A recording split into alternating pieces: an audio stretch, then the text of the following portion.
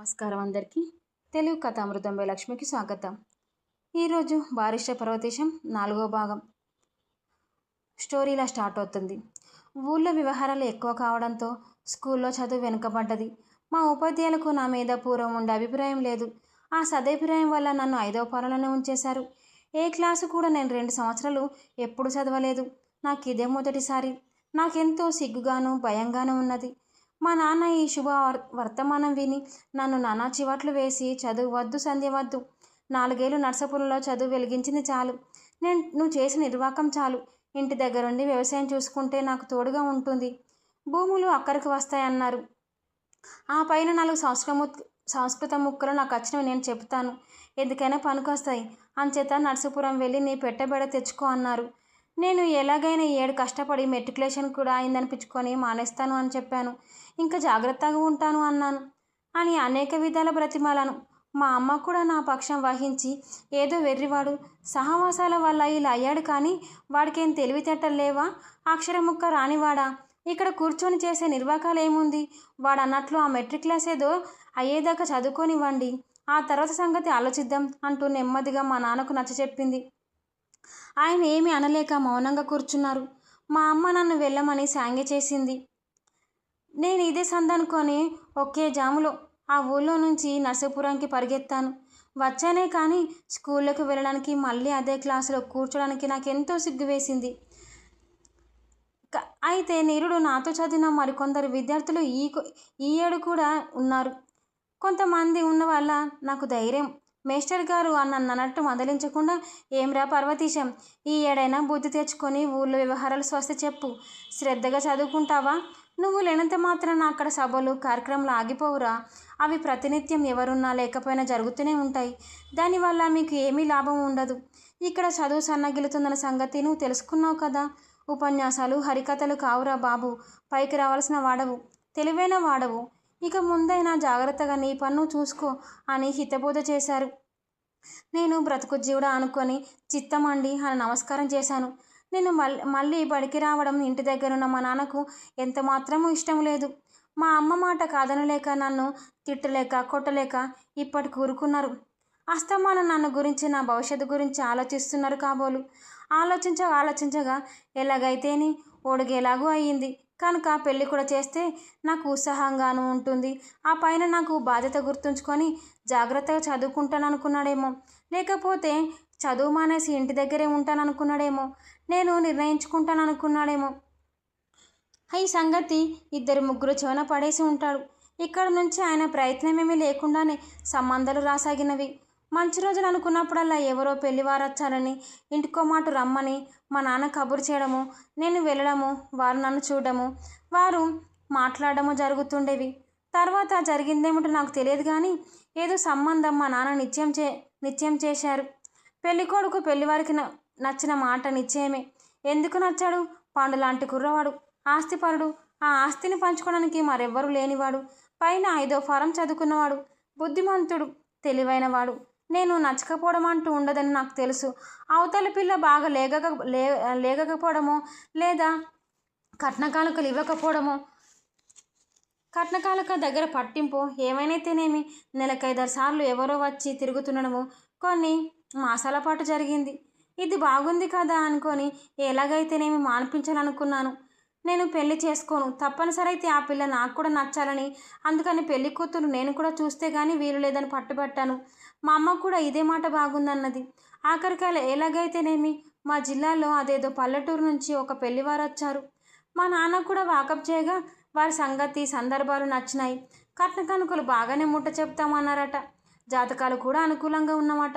అందుకని కబురు చేసి నన్ను, మా అమ్మను, మా మామయ్యను వెళ్ళి పిల్లను చూసి రమ్మన్నాను. మేము అక్కడికి పడవ మీద కొంత దూరం, బండి మీద కొంత దూరం ప్రయాణం చేసి సూర్యాస్తమయానికి కానీ ఆ ఊరు చేరుకోలేకపోయాం. పెళ్లివారిల్లు తెలుసుకొని తిన్నగా వారింటికే వెళ్ళాం.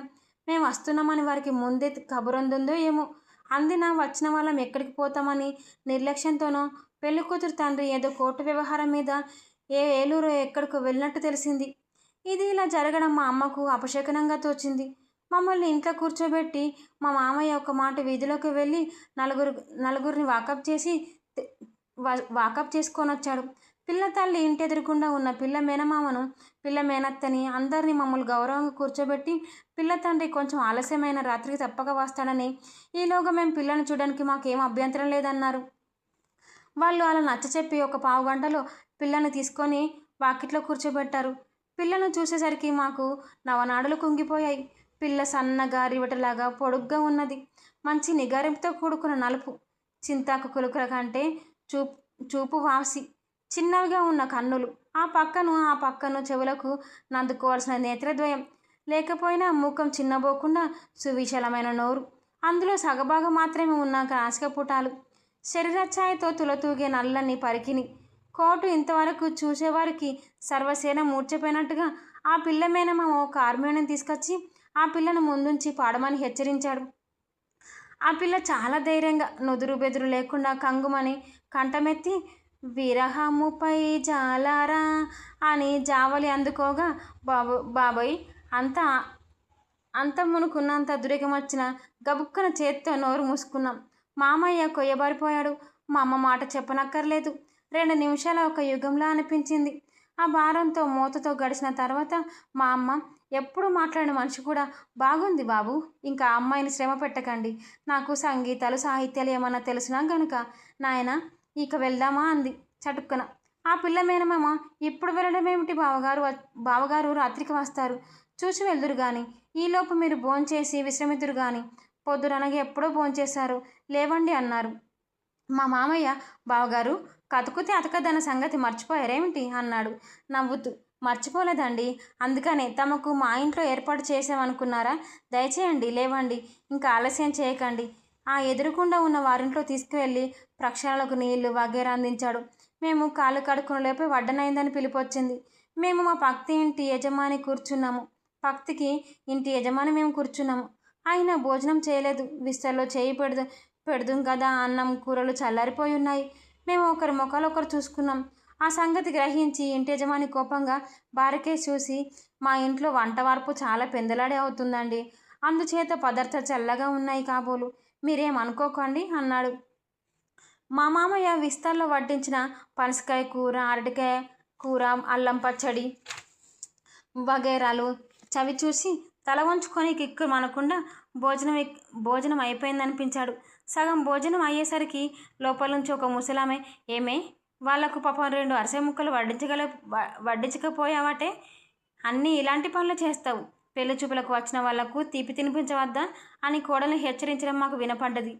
నాకు ఆ పచ్చడి చాలా ఇష్టం ఉంటే అది కాస్త కొంచెం వెయ్యండి అందామనుకొని నోటి చివరిదాకా వచ్చి ఆ మాటను పైకి రానివ్వకుండా ఓ పెద్ద ముద్ద నోట్లో పెట్టుకున్నాను. దాంతో నాకు ఇరుక్కపోయి కంగారు వచ్చేసింది. మా అమ్మ ఏమిట్రా నాయన అంటూ వీపు రాసింది. ఒక రెప్పపాట్లో కంగారు సర్దుకొని ఎలాగో విస్తల దగ్గర నుంచి లేచి బయటపడ్డాం. మాకు పెళ్లివారింట్లో పక్క ఏర్పాటు చేశారు. ఇంత వివరంగా భోజనం విషయం ఎందుకు చెప్పానో మీరు గ్రహించే ఉంటారు. ఇందులో రహస్యం ఏమిటంటే, ఆనాడు మాకు అన్నదానం చేసిన వారింట్లో యజమాని తండ్రి అబ్దికం. మేము అనుకోకుండా వచ్చేసరికి ఇంటి వారి కోడలు మేము గ్రహించలేమనుకొని మధ్యాహ్నం మిగిలిన సద్దనము వంట వడ్డించింది. గారెలు మినహాయించి అది ఎంత అమంగళమో ఆవిడకు తెలియనే లేదో, మాకు తెలియదనుకుందో. ఏమైతేనేమి, పర్యవసానం ఇది.